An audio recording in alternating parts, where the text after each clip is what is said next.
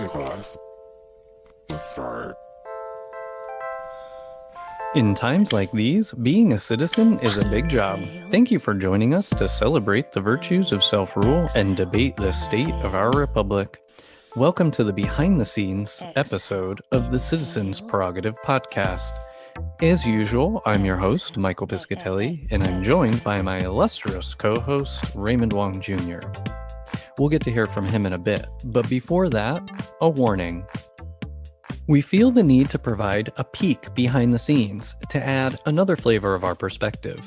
The subject matter from behind the scenes will be more raw and off the cuff and potentially offensive, but we have done our best to mask the worst expletives. Finally, before we begin, a couple of listener notes to address some questions off the bat. Behind the scenes is a side effect of our process. Ray and I record our episodes essentially in one take, with perhaps a few bullets to keep us on track. Prior to each episode, though, we catch up. We talk personal, business, and everything in between, including bathroom life. We spare you those details. I digress. The episode that you're about to hear is cut from the prep time I just described, which is usually completely off the record. At least it had been until now. We are now live. I touched it.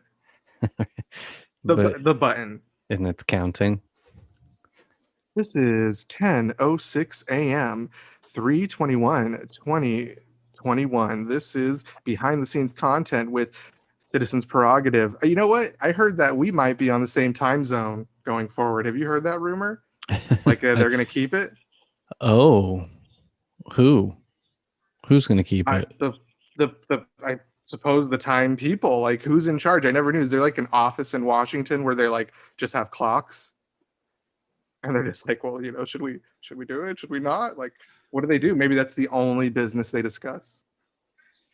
It's interesting because daylight savings is implemented state by state, I think.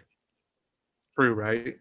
That's why Arizona accepts itself out as well as a few other states. They just don't participate.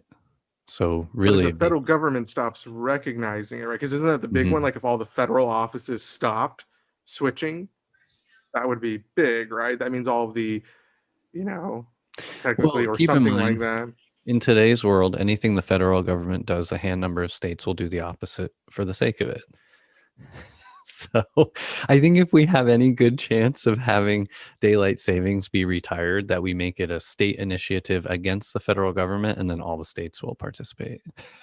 Oh, I like that. I really like that. And only 1 minute, 30 seconds in, and you are hot.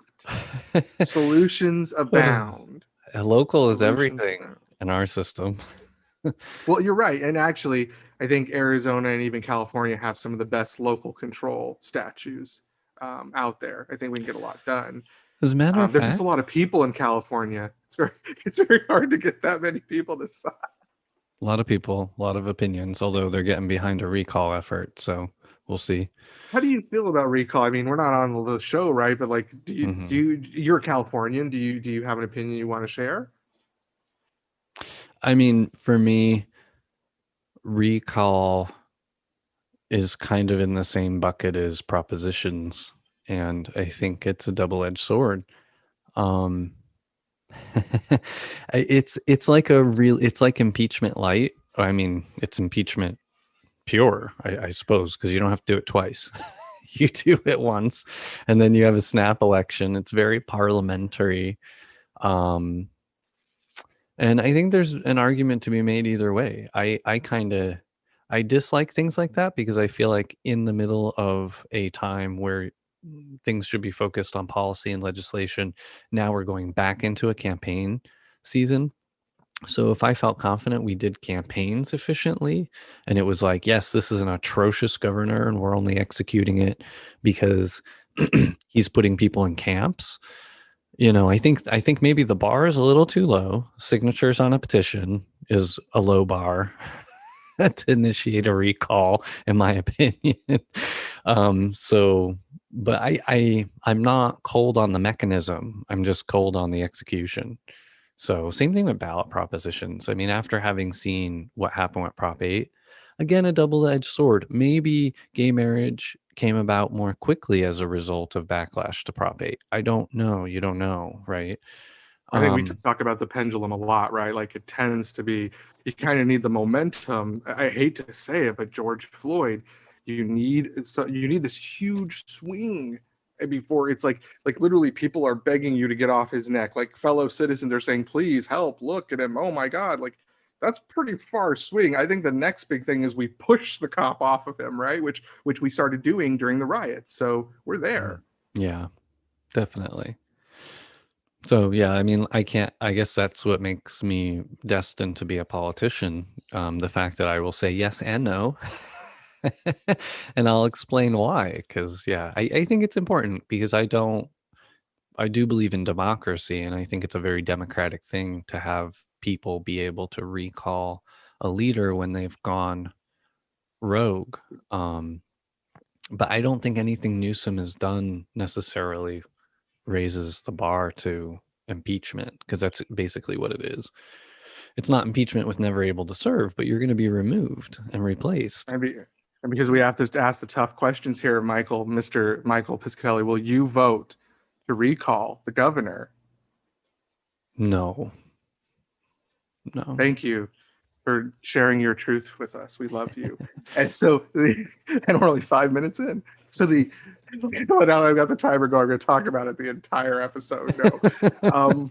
This is the newest innovation, a year in, and we've introduced timers. Episode 20, timers.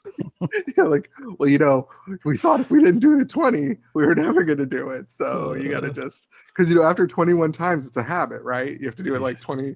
Yeah. So I think we might have broken this one just in time.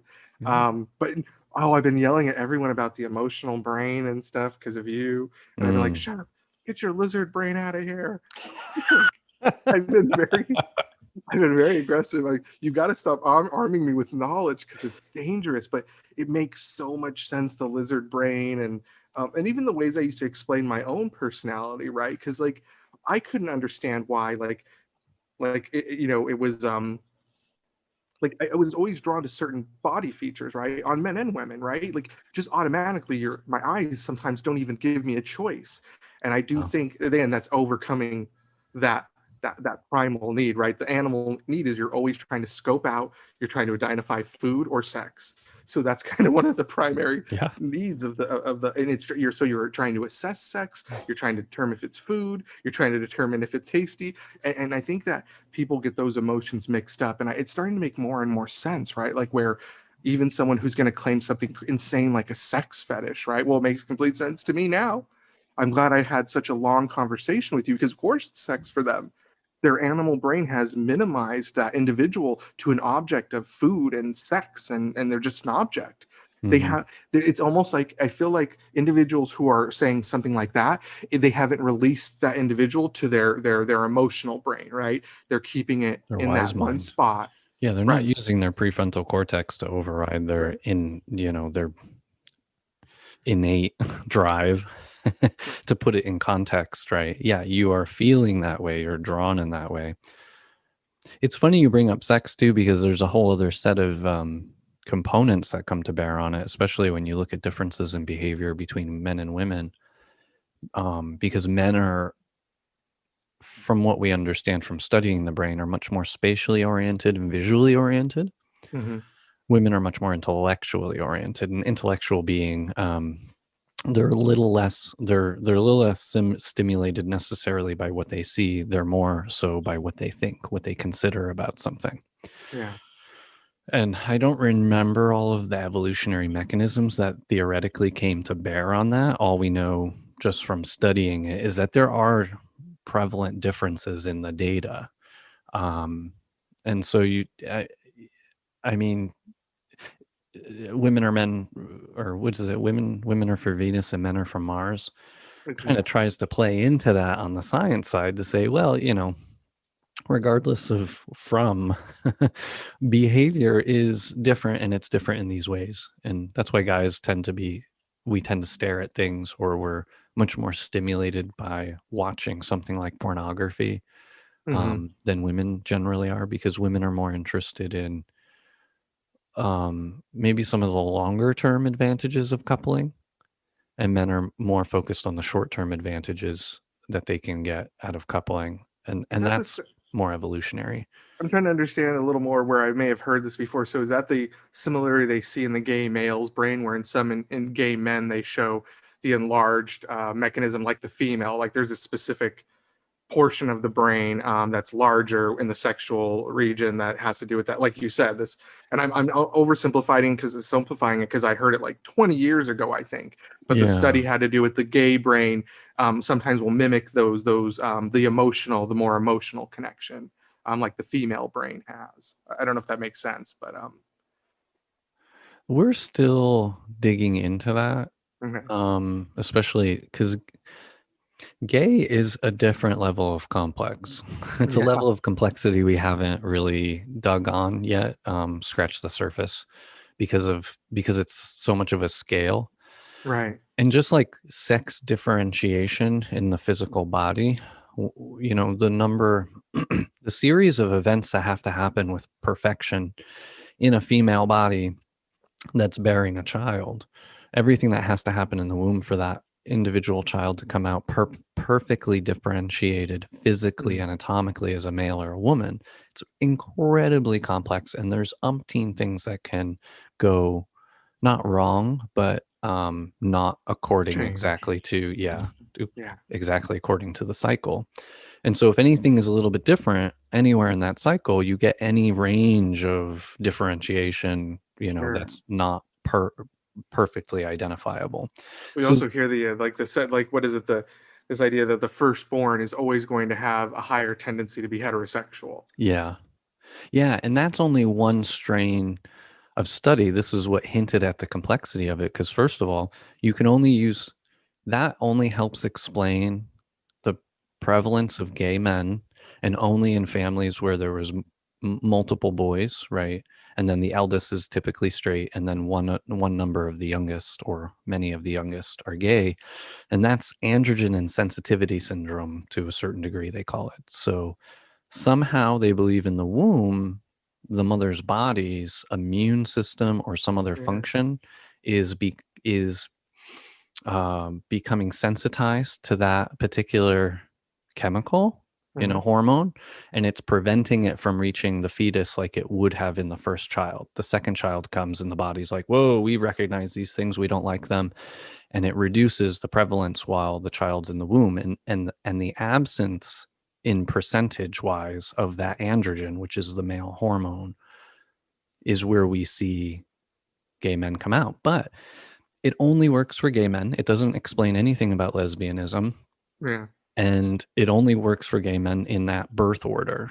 So, if someone has only one child and that child is gay, this doesn't explain that necessarily. We don't know what stimulus caused that womb to become desensitized to androgen, but as they look into genetics, maybe we'll find out insensitivity has been passed down somewhere in Right. epigenetics. But again, we still don't understand what's happening on the female side of the spectrum. So I'm gonna. I know Mhm. I hate to do it, but of course, over here in the Phoenix hub of Citizens Do Good, we are working on the ant study project. So we've got our 5 colony. And the good news, we just expanded one of the colonies. They're getting so big, we had to Oh, add an extra room. Yeah, this is they're huge. They're organic they're like growth. Americans. Yeah, all organic growth.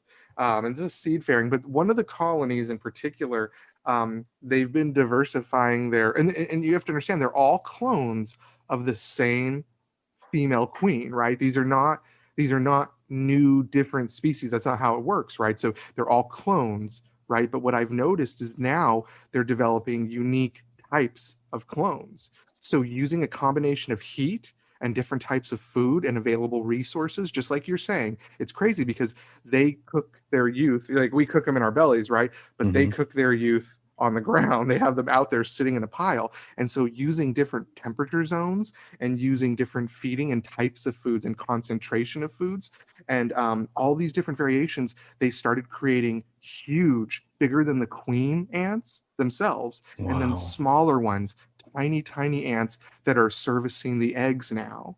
So the colony is becoming so complex, and what's blown me away They're is it's all differentiating into done. new They're roles different. So as you're saying this, you're saying like how the body physically. creates the climates. They're just doing the same thing physically. They're just moving the eggs around to say, all right, we need this, we need that. But they're all clones, but they're all differentiating through the because what they say is you need to understand ants as an organism, not that they are individual.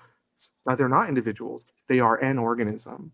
So they are operating together, and they understand the colony needs, and they're creating bigger, stronger ants to fight.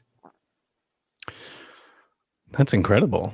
I mean, I hate to say, I don't want to, but we're all from the same place, right? Like, but it's like it kind of tells me like, well, they're doing it right there in front of me, and I've been watching it, and then you're telling me, well, yeah, the body's going to inhibit all these chemicals, so we're all doing. It's basically the same thing. The nature's finding a way to manage the soup, because out of this soup you get humans and monkeys and ants, but it's all the same soup. Yeah. And then out of our soup we make various versions of our own. It's crazy, because I mean, even children are coded for scarcity and abundance when they're in the womb too. I was talking to Danielle about this, because the more we study epigenetics, the more we understand how programmable we are. DNA isn't everything. How DNA is expressed can change from person to person, and how DNA is expressed within us during our lifetimes can change. Why fast food's so dangerous. Yeah. More and more you become that. You see, like, because I see my family members, because my family, we've got some bulky ones, and you see the ones that really dove into fast food as a primary food source, and then all of a sudden they change their diet, and these people that I thought were just these huge big boned people are suddenly as thin as a rail. And you just pull back, and looking at this and listening to all we're talking about, I keep denoting that, yeah, it matters a great deal what you put and where you are and what you do with this body. Like it does, there's an effect. Yeah, we don't exist in isolation. I mean, there's a big debate as to where we even begin or end related to our biomes and all that stuff. Yeah, and even the ants, they reject stuff. I've given them some stuff I've given them before, and they're like, we've had live worms, because I give them dry worm, but it seems like they look at it and they're like, where's all the goo? It's like the dry worm is not as good as live worm apparently, so they get picky. Makes sense. I'll store that for winter or something. Actually, this ties to some articles that are popping up all over the internet because of who knows what, but male fragility, we'll call it. So yeah. I don't know if you've noticed, there's this prevalence of articles now focusing on sterility in our general population and the increased prevalence of issues in sperm and the ability for men to produce sperm that can actually conceive children.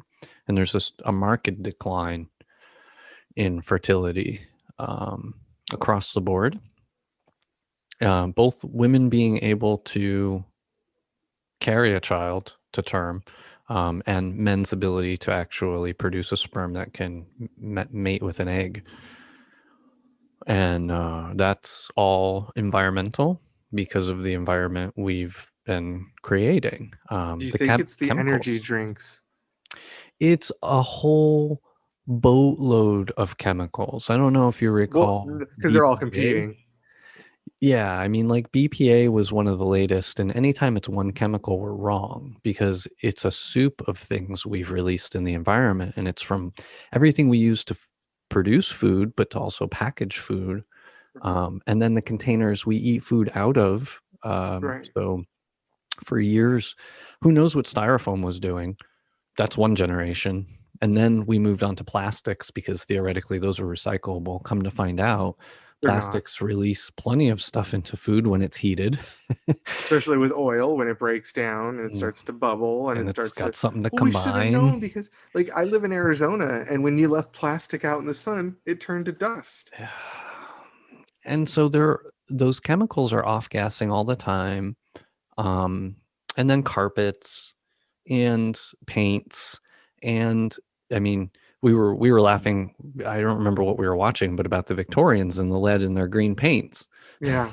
It's like, well, we've been doing the same thing. We just don't know it yet because we don't test chemicals. We just let them be used until we find out, Oh oh, no. something's wrong. Well, it What? turns out that it only caused it in 2% of lab rats, but when it's used everywhere, it becomes a problem. And then we've released it into the environment and it goes into our food and we're eating it again in ways that we didn't anticipate or test or Well, study. isn't there one company that says their motto is cover the world in paint? Have you seen that? I It's don't one of know. the major paint brands. I don't know if Like it's, but Sherwin they're, Williams or something. yeah, I'm like, ew, what? Oh, That's not your good. motto? Not good. Yeah, so we're finding it. And who knows what pharmaceuticals do? I mean, we've been messing around with people's hormones, especially women's hormones, ever since birth control. That's the problem, right? Well, I did share a video on Facebook about the truth about birth control, which is just like there's really no good news and reason for birth control. Why? Just so the guy can be lazy or whatever. I don't know what the main concern is there, but Well, having your period is really inconvenient. So if I was a woman, I'm sure I would like to have it less often if I could safely. It's just not something our society is designed to deal with very well. It's hidden. we've got to do better with like, hey, work from home, all the above. There's ways to manage your life now that I think we need to just continue to push forward. Like, don't ever give back what we've received so far. I'm really worried that there's a huge push to take back everything, and really Americans should say, no, this works. Just leave me alone. Let Hmm. me have my life. Let me have one car or no cars. Let me make my own choice in life. Yeah. And then do your best to try and put yourself in an environment that isn't going to hopefully cause you to get sick in one way or another. It's crazy. It's crazy. So yeah, I've been noticing that. I haven't dug into any of the articles on it, but I'm not surprised. I mean, if nothing else, because like for instance, if many antidepressants have a libido suppression effect. And so everybody's pissing out these antidepressants and it's going into the sewers and it doesn't get processed in the plants. It's that they're going for the live. They're trying to kill all the living things in that, right? But these chemicals are inert, they're not living. And then they get dispersed out into the ocean and they get into our food and back into our supply. And then the animals, like there's a lot of fish and whatnot that are also going sterile as a result of the chemicals we've been flushing. So we these chemicals, you can't just create a chemical, release it into the environment and think, oh yeah, it'll just go away or something will take care of it. The biosphere wasn't designed to take care of our waste. Dow begs to differ. Like, so the salt mines are not good enough. You can't just store radioactive waste in the open salt mines. And that's where it's a big problem, right? Like, and nobody talks about it. Nobody talks about the waste. And I think that's the big challenge is from now on. And it's been really tough for people because what I'm doing now is I'm continuing the conversation. So when someone says something, it was unfortunate because I was at a friend's house. We'll call her Mandy, this on Friday, and they said something like, "Well, I've never experienced racism. I just never have." And I said to this individual, I said, well, you've experienced other phobias, right? Oh, yeah, that's no, it's not different. It's not. It all starts somewhere. Racism is the gateway drug to homophobia. Hmm. Racism is the gateway drug to all kinds of phobias. I said, don't try to disassociate yourself. So tell me again, have you experienced racism? And they were kind of like, well, I think for our relationship, we shouldn't really. I said, no. For our relationship, we are going to have these conversations. I said, I'm sorry, I'm coming at everyone, Mandy. I'm coming at everyone like this.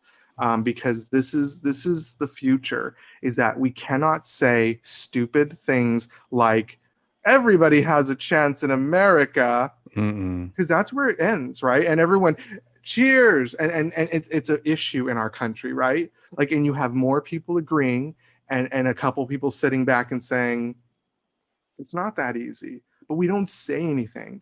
Those of us who are polite we just can't be anymore. We must say, that's great. That's terrific. Yes, Chinese oppression, whatever. Just can you pull the layer back one layer and say, and people say, and it's interesting to me because if you pull back that one layer, you really get a really good, and if they're open to you, that's the key thing. Most people will push back and just like kind of like push you away. But if they are open to learn, they're gonna have their ignorant moment, and you're not Yeah. supposed to push them away. You shouldn't say, "What, stupid?" You're supposed to say, "Oh, okay, well, Tell me more about that. Why do you think that way? yeah, Or what's happened or whatever. Or maybe I can throw out some scenarios to, yeah." get your opinion. It's been very prevalent with Taiwan, right? Because I'm trying to make this move to Taiwan, and Yeah. you really see bias, just like tons. Because people think they know a lot about Asia, but they know a lot about Japan and China, if they know anything, right? But you Right. throw a country like Taiwan, do you know how confused people are? Tell me. People tell me I'm going to be killed, that I'm going to be harmed, that I have to be careful. People Why? say I flat out won't like it. Well, they don't know. They say because again, that's the thing, right? I say, well, why would you say that? Yeah, what makes you And think they that? said, well, isn't it that way? And I said, what do you know about Taiwan? I said what I tell people to try to get them to understand is I said they're as industrialized as Switzerland. Oh. And they say, and then you see another side because most people then don't know what Switzerland is. So I mean the console, I forget the term that they use because it's not ambassador. That's not the word that no, Taiwan they uses. can't Yeah. have an ambassador. So Yeah. there's a different, it's the relationship manager to the United States, basically. This woman from Taiwan, I was watching her talking on Bloomberg. They were interviewing her. And it was fascinating to get her perspective because she's talking on behalf of Taiwan in regard to the relationship with the United States, and the global economy and everything, because they're talking about how Taiwan is managing the pandemic, um, and all that stuff, and needing to maintain its ties and stability for global economics because a lot of their stuff is tied into international trade, and it was all under the veil, or with the elephant in the room being Blinken and everybody having China talks. Right now they had been going to Japan and everything, right, to do the roundabout with all of our partners before we go and have some talks with China. So I thought that was enlightening, and I thought to myself, oh, I wonder how many Americans are aware of this individual, their role. Um, I'm heartened that Bloomberg covers the world the way they do, especially from a business perspective, Yeah, that means a because lot to me. it gives them the opportunity to go to all kinds of places and have really potentially sensitive conversations, but because it's in the realm of business and in the realm of trade, they're able to negotiate those discussions, right? Actually, quite effectively. And it's not a bunch of propaganda. I mean, it's like we're all trying to make money. That's our religion, right? That group, global Mhm. economists and whatnot. So it's neat for them because they come at it almost objectively. I mean, business obviously is its own religion. Global economics is its own religion. It has its own self-interests. But when you know what the bias is and whatnot, it's really neat to see this secular group, theoretically secular, because it's agnostic of all the other politics going on, and they can comment on it because it's either good or bad for business, and people have an opinion. Well, there was a wise drug dealer that once told me, "Business is business." It is Because the world around. he had a problem with my homosexuality, like always. We worked together, and then but he would just deal with anyone though. Like it didn't matter if they were there. And when I saw him dealing with a person not like himself, more like me, I said, What's going and on? he said, "Business is business," and I've carried it with me since then. IHOP in the '90s. I've carried that with me. So I tell people business is business, but I'm speaking from a drug dealer standpoint. I don't tell people that, but that's where it came from. That is funny. That's so true. Um, I want to just go back really quick to a point you were bringing up earlier because it triggered something I was listening to recently about pluralistic ignorance. Ooh. And it's a really big word for not a complex idea, but it's a hard idea to think about. It's this is science, sociologists trying to study the effect of like Jonestown as an extreme example, Okay. where and this can be applied in any circumstance. It could be drinking on college campuses, but there is a prevailing culture. I mean, because this also touches on the emperor has no clothes, that parable, where the child who had nothing to lose is the one who calls out the emperor, whereas everybody around the emperor was like, yes, you have the best clothes, and he's not wearing anything. Excuse me. This pluralistic ignorance thing comes into play when when the majority of a group of people believes something, but they do not express that or share that among the group, and they behave in a way that's opposite or different from the way they believe. So like the majority of people, the majority of this particular college class on campus goes out and parties every Friday and drinks to the nines. And there's a lot of energy around it and and discussion, and everybody participates and goes all out. But when you survey everyone individually Mhm. about their personal feelings, not what they share with their friends, but how they feel about it, they're uncomfortable. They don't like it.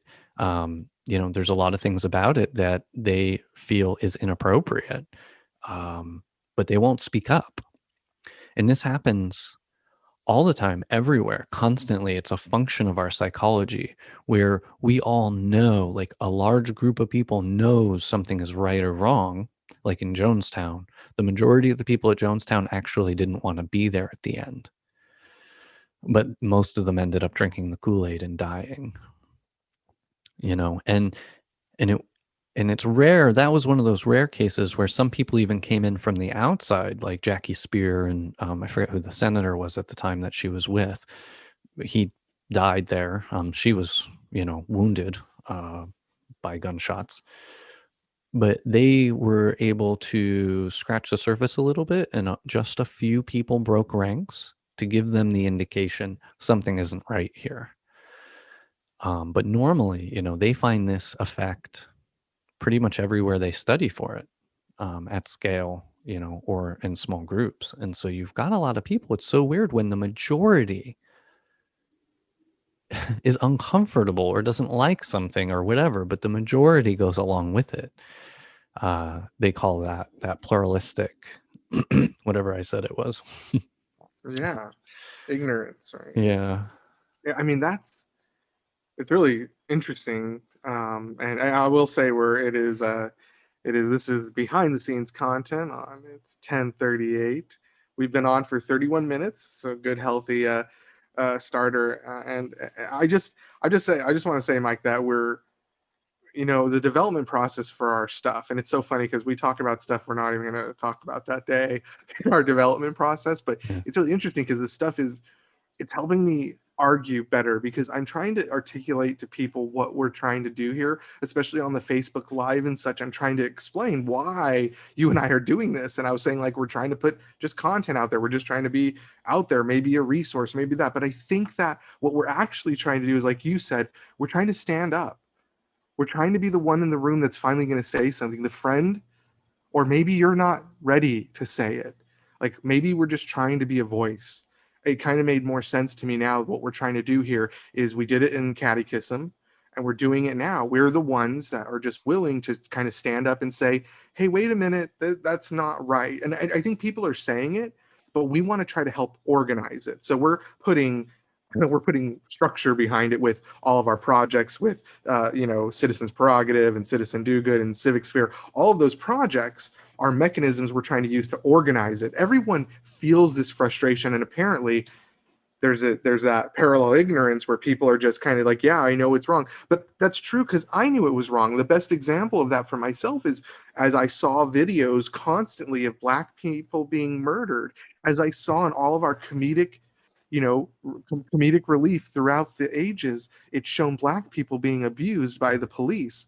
Why, oh, why did I sit there idle for so long and think, oh, this is just a part of it, right? So I knew it was wrong. I knew we had to do better. I knew there was an issue, right? But I went along with it. I just every day I went to work and I pretended that Black lives didn't matter, I suppose, right? And even I said disparaging things maybe about Serge when you first started dating. I was shocked, right? I think I was shocked. And I even had Serge concerned about me as an individual because of the way I spoke. And again, it's that innate bias. And maybe it was my Asian racist bias that's part of just my culture, our innate bias that's part of all of us, and the silly things we say. Yeah, and erroneous beliefs, we hold through indoctrination and other events. Because sometimes we take anecdotal experiences and then we paint the world with that, and it's like, no. That was a relationship between you and this individual. That doesn't try not to paint everybody like that, right? That's tough because we're not programmed that way. We're programmed for survival. And so risks to our survival outweigh rewards every time. We're programmed, hardwired that way. It's protectionism.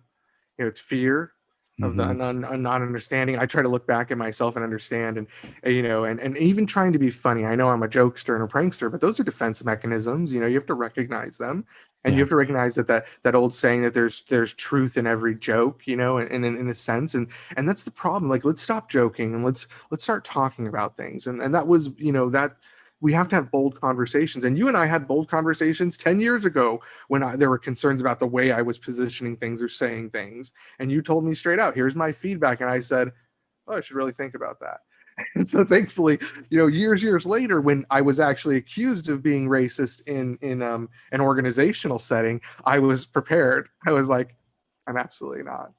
And I took myself to HR, right? That individual came at me and I filed the case against myself. I said, nope.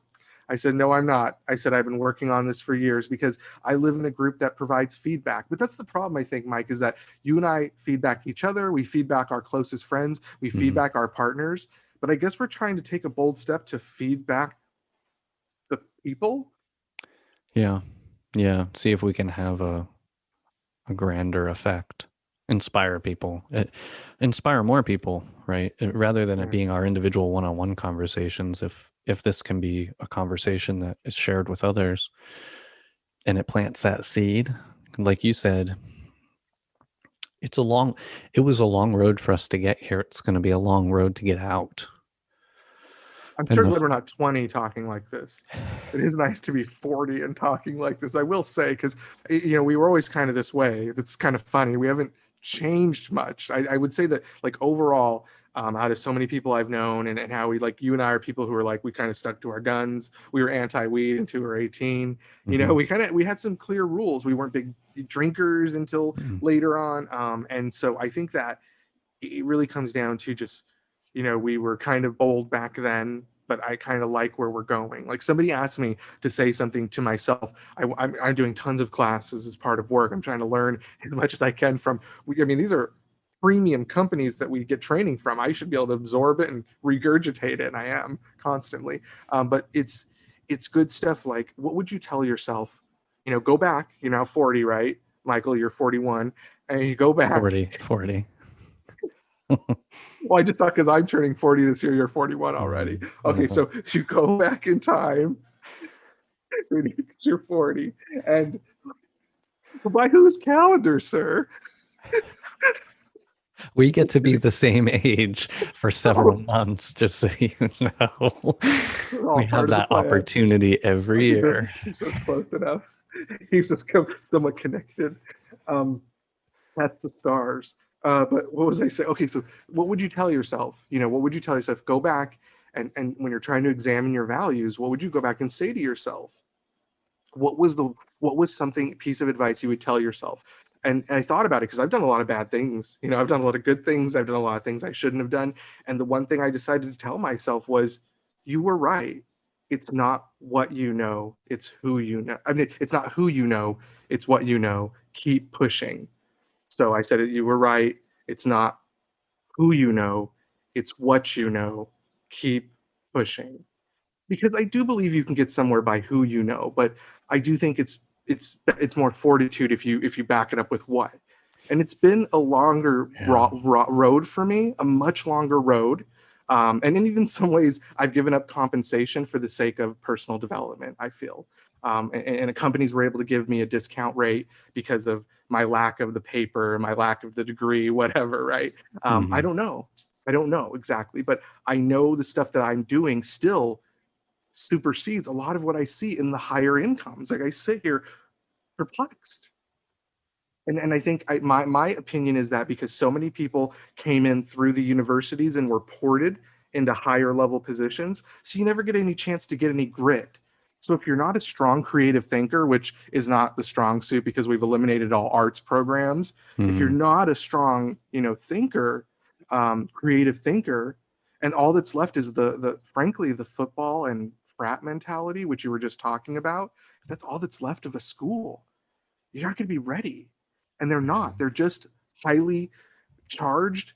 They're ready to drink. They know how to have drinks with their boss, and they know how to talk to their boss. They know how to schmooze. But most individuals I've seen are not thinking up anything creative. The people on the ground with no college education and making the least in the company are filtering up everything. And it happens the whole time, right? Even to the CEO, he's filtering up to someone at the top, someone up there that's pulling all of our strings. Exactly right.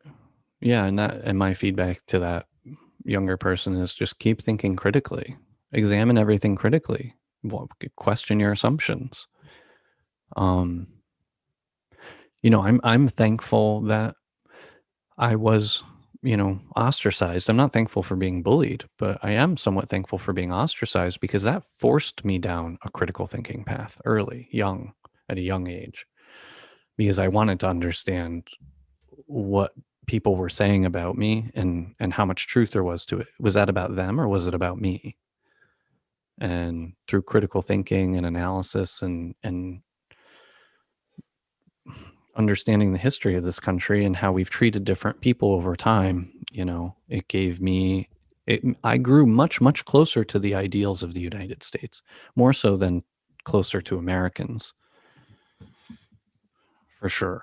I really valued anybody who thought critically and didn't just take their pastor's word for it or their parents' word for it. Like, there is no gospel. So that's first and foremost, I think, the first step people need to take to alleviate themselves of ignorance, because it's quite an oppressive thing, being ignorant. And like you said, these people, whether they learned how to think critically or not, they reserve that capacity for only when it suits them or when they think it suits them. And that's when it challenges their status quo.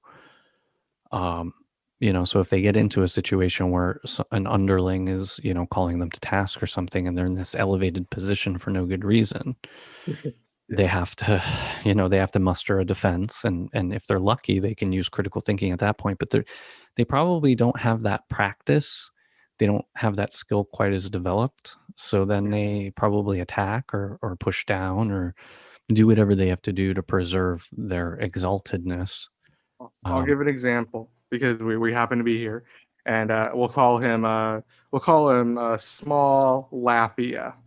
And there was a leader that I once questioned because I try to understand everything I do. I try to deeply understand and get engrossed. And I know this is my weakness, and it's always been there since the beginning of my career. I knew when I had ruined things at this specific company, I went to the leader and we were implementing a new system. Again, this is when companies were moving from vanilla file folders to like systems. So this was a big deal, right? We were getting rid of paper and all this good stuff, and it was a huge evolution. And while rolling this system out, I was one of the user acceptance folks, and so I was doing all of this testing. And a person of an exalted position had this great idea because cases were flowing back. They were flowing back into the queue. And it was like, so when a case flows back to a queue, you're going to be written up. No details really needed, right? The bottom line, from a systematic standpoint, those that are technical would understand, there was no difference in the audit trail whether the system pushed it back or the user just signed out of the system and kicked it back. So they didn't build the system to tell us whether it was user error or system error. So I said a policy cannot be set as such.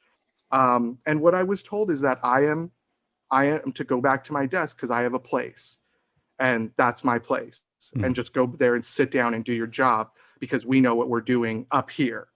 And it was shocking, and then of course, once they went back and they talked to the people that actually did the work, again, it's not the heads, right? That head, that ego went down and talked to the people that are paid more than myself. Oh, you're on mute. And they found out, oh, it is true. You Sorry. cannot tell the difference. Yeah, I hit that button. Okay. you can't tell. But the bottom line is that run-in with ego came very early in my career, and that run-in with ego, and again, that's my ego too. I was not perfect. I was a young coal that needed to be crushed and turned into something better, and it was good. That company crushed me a little bit and turned me into something better. But in that sense, I was chastised and sent on my way instead of saying maybe, oh, let me look at that. Is it so difficult to possibly look at it? But no, chastise and put on my way. The problem is here's my issue, Michael. I didn't stop there. That's maybe why you have me on the show. I said, I'm trying to keep you from embarrassing yourself. You don't understand how the system language works. I do. I'm trying to give you a little bit of insight before you create a policy that's going to hurt you. So let me put a pin in that, and then I think we're gonna end the behind the scenes. I don't think I have any final thoughts for that. We covered a lot of ground that I think was really useful. We covered a lot of ground. Be critical just of if yourself. I just want to say, like, the Asian hate is a real thing. It behooves us just to say that we are just outside of that week. And I just want to say that if anything makes it onto as a closing statement, is that I spent a lot of time crying on Friday and probably earlier in the week, because the Asian community is a community that is highly sexualized and fantasized. And I only know that so deeply because growing up as a gay Asian man, I constantly had to, people would hear my name or they would know I'm Chinese, and there'd be this whole assumption about who or what I was. So most of my life wasn't dating. It was spent negotiating the fact that I wasn't going to meet their Asian sexual stereotype. And so I know we broached a little bit on the thing that happened in Georgia and this hate issue. We broached on it a little bit, but this is a greater issue, and I'm having conversations with everyone in my life, and I'm also asking the Asian community to stand up and to stop falling subject to the stereotype as well, because we too are falling into it in some ways, by perpetuating it, being silent, or even, for myself, I don't allow the cutesy pictures. Things like that are a no-no for me. And it's in my family circle. I challenge my family members if that happens. I say, why are you doing that? Is that something you do on the normal? I know straight guys do it because I hang out with a bunch of straight dudes and they're like, yeah, peace. It's kind of a thing, right? But if you're doing it because what happens to the Asian community when the camera comes out? I need to understand it better, and it's something deeper yet that I'm still dealing with as an Asian person myself. I've always been against it, but now I'm staunchly against it, because I think it's part of a greater problem with the Asian cutesy. Because issue, and I really want to get to the bottom of it. And it's our problem too. It's the Asian community's problem, because in our media, Asian hate is very rife. Like, women are subjugated in the art and in the media. They're highly subjugated, and everyone has appeared in whiteface. And so we have a problem with, blackface here. There's a problem in Asia with whiteface, that everyone is shown to be white, and beauty. If you're white, you're beautiful. And that's the challenge. And so Asia is going through a huge challenge right now. What we do need help with is people need to reach out to their Asian friends. They're not going to call you. You call them, reach out, say hello, show your support somehow, because it's a proud community and they're afraid to admit they need help. And even if they're surprised by what you said, maybe later they'll understand, because this is not going to go away. We all need to, I'm saying it now, Black Lives Matter, stop Asian hate. We are united. We're one people. We are one species. And thank you for that. I don't need to necessarily add to that in any way, other than to say I understand, and I also see that from my own vantage point. So I think it's important for all cultures to critically examine themselves, the stories and the beliefs that we tell ourselves, and then question those.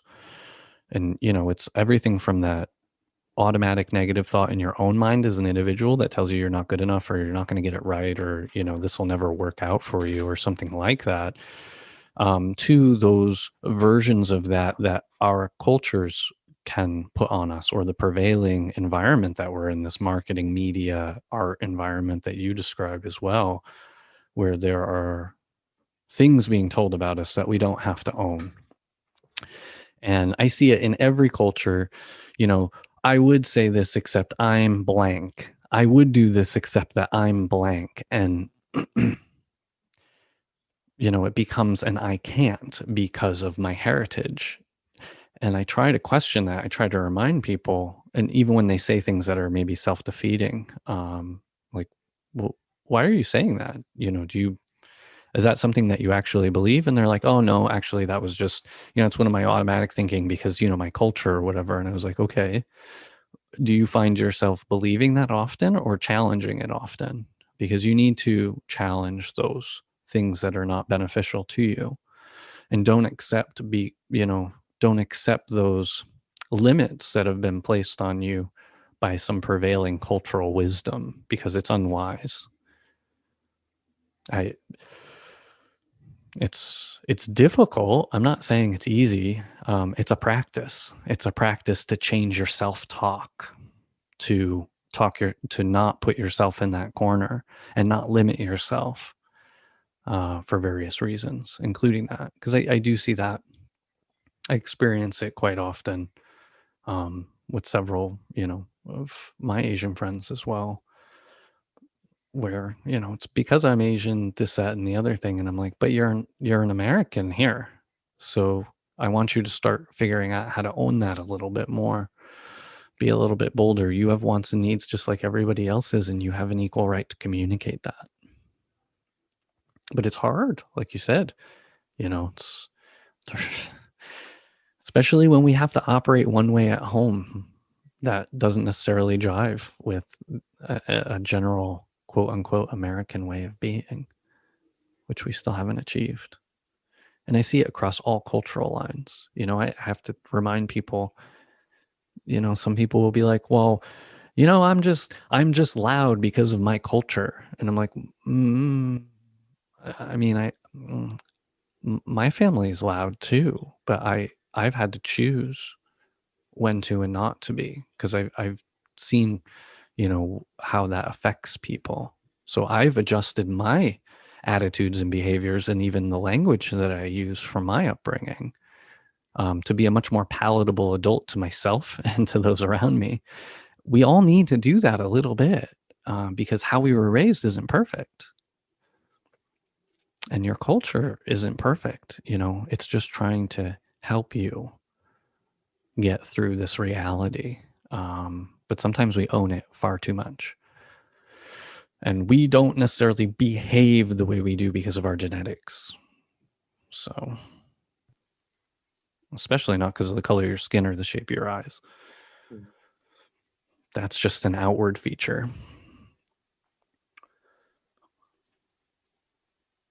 It's a remnants of the race, and so is racism. Yeah. They're all of these things we're dealing with now, folks, is a remnants of that primal race, right? Like we've all been civilization is not that developed. Like we have only got 2021 years under our belt for what's supposed to be the modern age, and it's been pretty shitty thus far. So I'm not it's I'm not supposed to cuss as much, but I am really passionate about the fact that we have got to get it together. Like we have been primal a lot longer than we have been civilized. Okay, if we're even if we're going off of those of you that are passionate about the current calendar, it's only been 2021 years in the greater scheme. So think about what we really have to go through. We've been savage for ages. Even the Bible says it goes back pretty far, the savageness, right? Why do you think we can shake it in a couple of decades or a couple of centuries? It doesn't work like that. It takes a long time. Healing takes a long time. And yes, you're all part of it. You don't get to come out of the womb and exonerate yourself from history. You enter history. You don't get to leave it behind. History is the only thing that's going to survive here, not you. So you must be betrothed into it. I don't know what else to say. I think that's my last closing thing for the best for this one. No, and I love it because it ties into something I was thinking about history. It's like for each and all of us who feel defensive about anything, remember, you don't have to own the sins of your ancestors. You don't have to own them, but you have to acknowledge them. You have to acknowledge the truth, but you don't have to own it. You don't have to feel guilty because of your ancestors, but you have to own the truth about what's happened in the past for us to all move forward together. That's critical. And I see people get confused with that because it's like as soon as somebody wants to admit genocide or whatever at some point, in the same coin, they flip and they're like defensive because now they feel like somehow that speaks to their character. And it doesn't. Like they're like, well, I never owned and I never did and da da da da da. And well, you know what? Nobody said you did. And we're not telling you to pay a higher tax for those reasons, okay? But you can't deny that those things had happened. We can't deny that our forebearers made mistakes, just like we make mistakes. There's nothing wrong about that. There's something very good about that. Cathartic even. And you don't have to own it. You don't have to wear your ancestors' guilt, okay? It's weird, but people need to figure out how to divorce that. Well, I think the media companies are responding pretty well. It's talking about it, right? It's saying that depiction or that word, right? I think the problem is growing up. You say, you don't say that. That was the parental go-to. That's not allowed. You're grounded from that, or that's not acceptable. We don't say that thing. But do you ever talk about why? Do you talk about where it comes from? Do you talk about the background or anything like that? When your child used a racial slur for the first time, what did you tell them? Did you tell them that's a bad word? Or did you say, that's a very old word that has a very negative meaning in some ways? America has a very complicated past. You can find that history, right? And even some movies will help lead your children there. Some children's movies are now well adept with engrossing children in those facts, right? So I think that for us, we are obsessed. We're taskmaster obsessed as Americans, and we want to deal with the matter that's right there, lickety split, and close it so we can move on with the next big issue, which is usually checking our Facebook status, which is the problem. So you really need to dig a little deeper. Maybe use that media device to find a video for your child that can give them a rundown, because you were smart enough as a well-informed parent using the media tools. Instead of just watching mindless videos, you found content that you can use to share with your child later when they ask the tough question. Everybody's so busy posting about, well, my child's not ready for that conversation. We're not going to do that. And this is how I deal with my child. Why don't you just prep and then let us know how it went when they grow up? Really, like honestly, like So social media is a great tool, but a dangerous tool. And you see that we're on the wrong side of it right now. So I mean, I keep going over all these extremes here, but I think we need to teach. We can't be too busy. When a child asks why, we need to not get annoyed. We need to lean in. If you're getting annoyed, you don't need to have children then, I think. And I know we all get frustrated, but emotional intelligence, and we all do it at work, and that's the thing that frustrates me, is most of us pull it off 9 to 5 all day. But you're telling me when you see your annoying child, you can't give them the same benefit that you give Jim, Yeah. who drives you crazy non-stop. But your child, you don't have the same patience. We've got problems in this country. Our priority, and it's just priorities. I don't think that we're all like mental and that kind of thing. I think it's just a lack of prioritization. It is. We're And not that's putting where on we're our own giving feedback. oxygen masks We're first. giving feedback. Not enough of us are actively, consciously, daily putting on our own oxygen masks because it's a lifelong journey to Oh, that's breathe. so smart. That's the plane analogy. Like the Mhm. plane is going down, and you have to save yourself first, right? You don't put the child's. You have to secure your own oxygen, and then you can save the child. And yeah, save yourself. Yeah. Everyone breathe that oxygen. Because otherwise you and whoever's dependent on you is probably going to suffer the same fate or similar fate, depending on who the inspiring role models are in your child's life. Like, if you're a terrible parent, the best thing for your child is to be exposed to a lot of other individuals who take a liking to them, so The that they village. have role models, right? Yeah, it does take a Thankfully. village to raise a child. I mean, I thankfully I had a decent neighborhood. Thankfully, I guess it was all white. Now that I think of it, I think there were very few people of color in my neighborhood growing up. It was mostly white, but they took a liking to me, and a few people there in particular.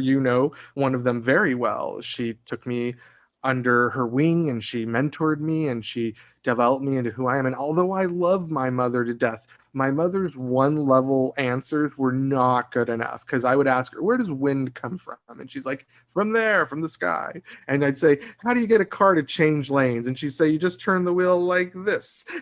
So that's just, my mom was a wonderful woman, and she would answer my questions. They'd only go so deep. So for like half my childhood, I thought the car knew if you turn the wheel a lot, you're turning, right? But if you turn the wheel just a little bit, the wheels would like turn sideways and move the car sideways. So she didn't. And I know she probably wasn't thinking that a child wanted to understand forward momentum and all that stuff, but Yeah. it's No, I just go had the like same this. thing. I mean, I think this is probably an artifact of being, children of the 80s that were born into working class households. I was go look it up. That was the answer to all my questions. I don't want to give you the wrong answer. I don't really know about that. You need to go look it up. You need to learn. You need to figure out how to learn. Mine was a combination of that, because I think at one point they had rolled out these cars that could parallel park. They had the wheels that dropped from the trunks and moved them sideways, right? So I'd already seen those in the media. So between my mom's basic explanation and seeing those cars that used to actually move themselves out sideways, it was a very short-lived.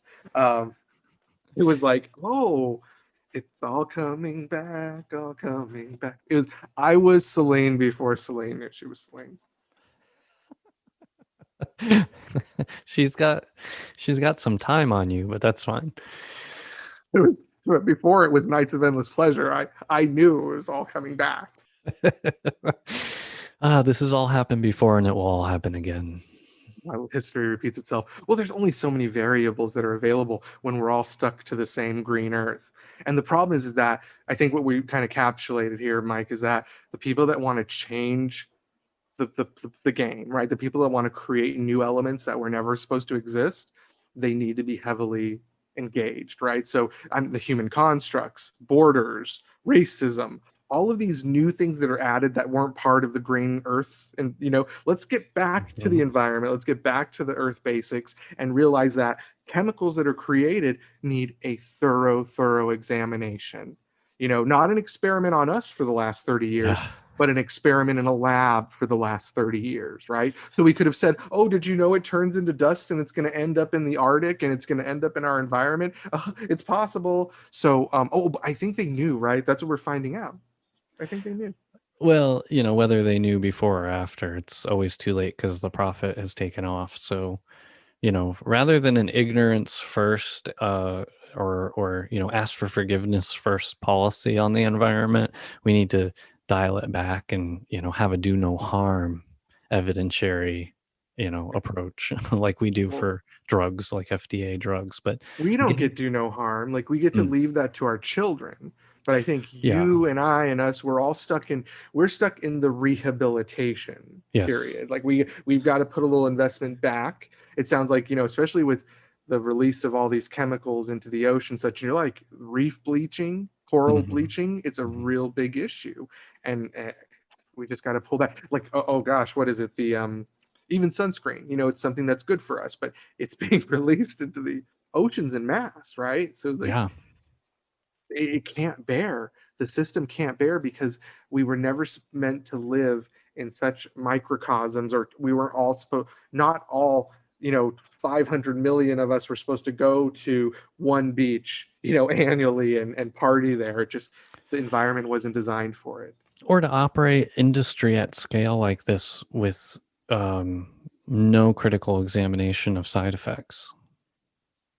I mean, we've Scale's the issue, right? Like I think we developed in a microcosm because all these mini democracies and all these mini society, but now these global companies have done a really good job of making us feel like it's still local, but there's just this big conglomerate that's manipulating us and polluting, really. It's like well, it's Monsanto is not marketing. a household name. It all goes back to marketing because the aim of marketing is to divorce the conscience from the Right. cost.